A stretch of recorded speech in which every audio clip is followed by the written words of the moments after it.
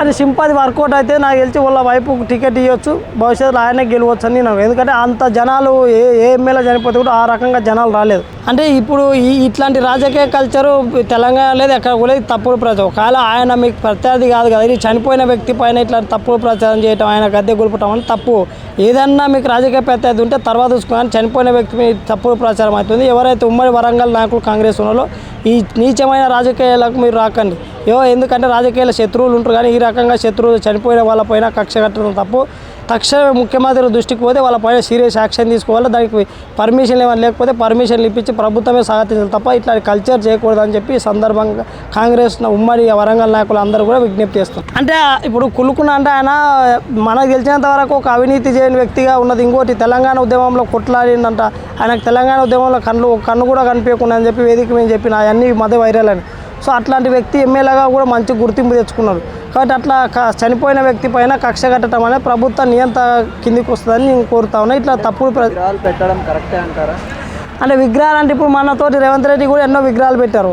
అది వాళ్ళ ప్రైవేట్ ల్యాండ్లో వాళ్ళు పెట్టుకుంటారు, అది ప్రభుత్వానికి సంబంధం పర్మిషన్ తీసుకున్నా కూడా సంబంధం లేదు, పెట్టుకోవచ్చు. అది చనిపోయిన వ్యక్తి పైన పర్మిషన్ తీసుకునే రూల్స్ ఉన్నదా? ఇప్పుడు ప్రైవేట్ ల్యాండ్లో పెడతారు కదా, గవర్నమెంట్ ల్యాండ్లో కాదు కదా. కాంగ్రెస్ వాళ్ళు అంటారా, వేరే వాళ్ళు ఎవరు అంటారా? వాళ్ళు చెప్తున్నారు కాంగ్రెస్ గారు ఎవరు కూల్చినా సరే ఇట్లాంటి చర్యలు తీసుకుని వాళ్ళ పైన యాక్షన్ తీసుకోవాలి. ఒక కాంగ్రెస్ పార్టీ నాయకులు చేస్తే ముఖ్యమంత్రి వాళ్ళ పైన యాక్షన్ తీసుకోవాలి. ఈ తప్పుడు ప్రచారం, ఈ రాజకీయ నాయకులు ఇప్పుడు అందరు దొంగలు ఎవరు మంచోడు ఏం లేరు, కానీ ఈ రకంగా చనిపోయిన వ్యక్తుల పైన కుట్రలు పొందడం నిజంగా తప్పు. ఒక ఉద్యమకారునికే నువ్వు ఇంత నీచంగా వివరిస్తే నువ్వు దొంగలాగా మీరు దొంగలాగా చూస్తారు. మిమ్మల్ని ఎవరైతే దానికి అడ్డుబాటు వాళ్ళందరూ క్రిమినల్స్లా వ్యవహరించారు. ఎందుకంటే ఉద్యమాలకు కష్టపడ్డ వాళ్ళు ఏ పార్టీలో ఉండొచ్చు, బయట బీజేపీలో ఉండొచ్చు, కాంగ్రెస్లో ఉండొచ్చు, కానీ ఉద్యమం కోసం కష్టపడ్డరు. అట్లాంటి వ్యక్తులకు ఇట్లాంటి ఈ నివాళులు అర్పించే పోయి ఇట్లాంటి తప్పుడు ప్రచారం చేసి ఆయన ఆత్మశాంతి కలగకుండా చేస్తే వాళ్ళకు నిజంగా ప్రజలంతా వ్యతిరేకత వస్తుంది. ఇట్లాంటి తప్పుడు ప్రచారం చేయకూడదని ముఖ్యమంత్రి దృష్టికి పోతే దీనిపైన చర్య తీసుకోవాలని కోరుతాం.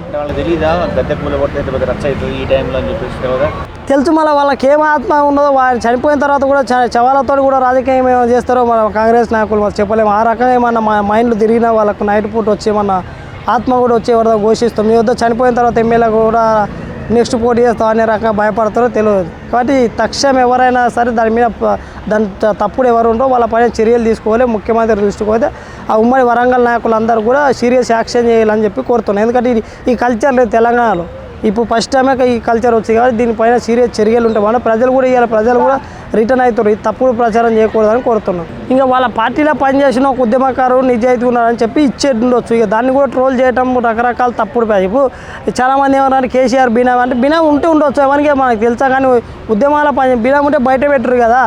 తప్పుడు ప్రచారం చేయకూడదు చనిపోయిన వ్యక్తి పైన అని నేను కోరుతా ఉన్నా. ఇట్లా తప్పుడు ప్రచారం చేసిన వాళ్ళకు ప్రజలే గుణపడని చెప్తాం.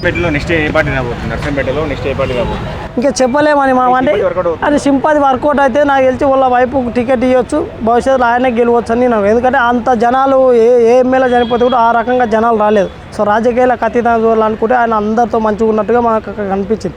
కాబట్టి ఒకవేళ వాళ్ళ వైపుకి ఇస్తే ఆమె గెలవబోతుందని నేను అనుకుంటున్నాను.